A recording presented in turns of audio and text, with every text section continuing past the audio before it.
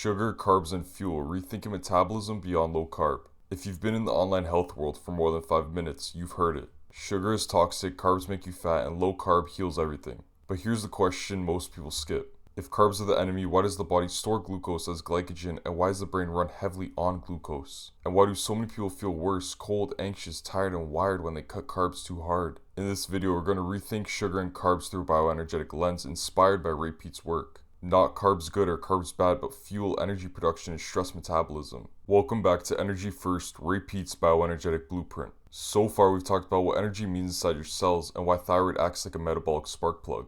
Today, we connect the dots to fuel, especially sugar and carbohydrates. Quick note, this is educational, not medical advice. If you have diabetes, hypoglycemia, eating disorder history, or any other medical condition, work with a qualified clinician before changing your diet. Alright, let's start with the big misunderstanding. Carbs versus fat is the wrong starting point. Most debates sound like, carbs are bad, no fat is bad, no protein is the key. But Peat's framework starts with something else. Is your body in a high energy oxidative state, or a stress-driven survival state? Because the same diet can feel completely different depending on your energy state. Low carb might feel incredible for someone with high metabolic flexibility and stable stress hormones. But for someone running on cortisol and adrenaline, it could push them deeper in stress chemistry without them realizing it. So instead of starting with ideology, Peat-style thinking starts with function. How do you sleep? Are you warm? Are you calm? Is your energy steady? What sugar is supposed to do? Let's talk about sugar like it's a tool. Sugar, meaning glucose and fructose from food, can be used as a clean fuel source for your body when metabolism is working well. In oxidative metabolism, the ideal story is glucose plus oxygen leads to lots of ATP plus CO2 plus water. That's efficient energy production, exactly what the bioenergetic approach is trying to support. Peat emphasized that carbohydrate availability can help that body stay in that efficient mode, especially by supporting stable blood sugar, adequate thyroid hormone, and lower stress hormone signaling. Not because sugar is magic, but because the body often uses carbs to avoid emergency metabolism. What happens when you cut carbs too hard? Here's the part many people miss. If you cut carbs, the body still needs glucose, especially for the brain and red blood cells. So what does it do? It can make glucose through gluconeogenesis, often using protein and breaking down tissue. And it can raise stress hormones to keep blood sugar stable. This is where people get that low carb high at first. They feel lean, they feel focused, almost stimulated. But sometimes that energy is actually a stress response. More adrenaline, more cortisol, and more pushing. Symptoms that can show up when carbs are too low for that person right now. Cold hands and feet, waking at night, especially 2 to 4 a.m., increased anxiety and irritability, feeling wired but tired, reduced exercise tolerance, digestive slowdown, and cravings that feel intense and urgent. Again, this doesn't mean that low carb is wrong. It means that for many people, low carb becomes stress metabolism, often dressed up as discipline.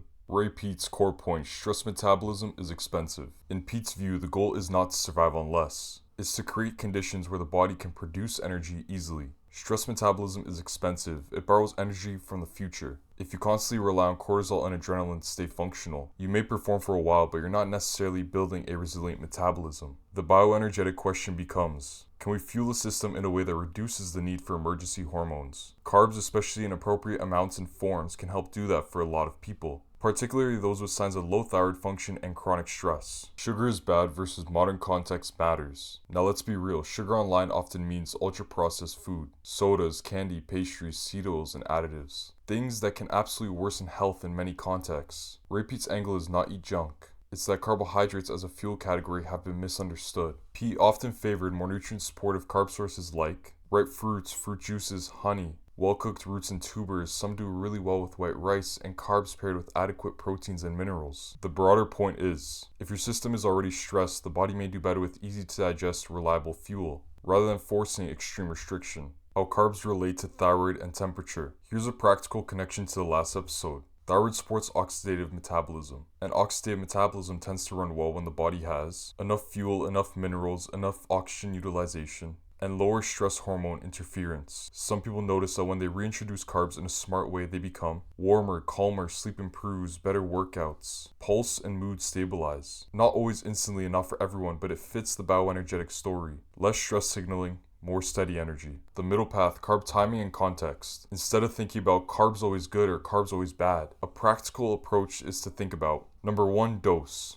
How much carbs helps you feel better without crashing? Number 2, timing. A lot of people do better with carbs later in the day to help with sleep or with their dinner to reduce that nighttime adrenaline. Number 3, combination. Carbs alone can spike and crash some people. Pairing carbs with proteins and sometimes saturated fat can help stabilize that response. Number 4, digestion. If your gut is inflamed, some carbs may ferment and cause issues. In that case, more carbs isn't the answer, better digestion and smarter choices are. Peat style thinking is basically support the system so carbs become fuel, not a stress trigger. How to tell if carbs are helping you. Here's simple non-medical markers that carbs are helping rather than hurting you. You feel warmer after meals, you have steadier moods, less panic hunger, improved sleep quality, fewer nighttime wake-ups, better tolerance to exercise, and better digestion. And signs that you might need a different approach: big blood sugar swings, intense sleepiness after carbs, cravings that feel out of control, worsening bloating or fermentation symptoms, and headaches or jitters. If any of that is severe or persistent, don't brute force it. Get support and adjust.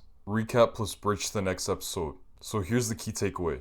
Calories are not the whole story and carbs are not automatically the enemy. Sometimes low-carb success is really just stress metabolism keeping you afloat. Ray Peat's bioenergetic view asks, does this way of eating support efficient energy production, stable blood sugar, and lower stress hormones? In the next episode, we're going to tackle a big one: PUFAs versus saturated fats, and how different fats may influence metabolism and cellular energy over time. If this video helped you, like, subscribe, and comment. Have you ever felt better or worse when you changed carbs? Thanks for watching, and remember, start with energy.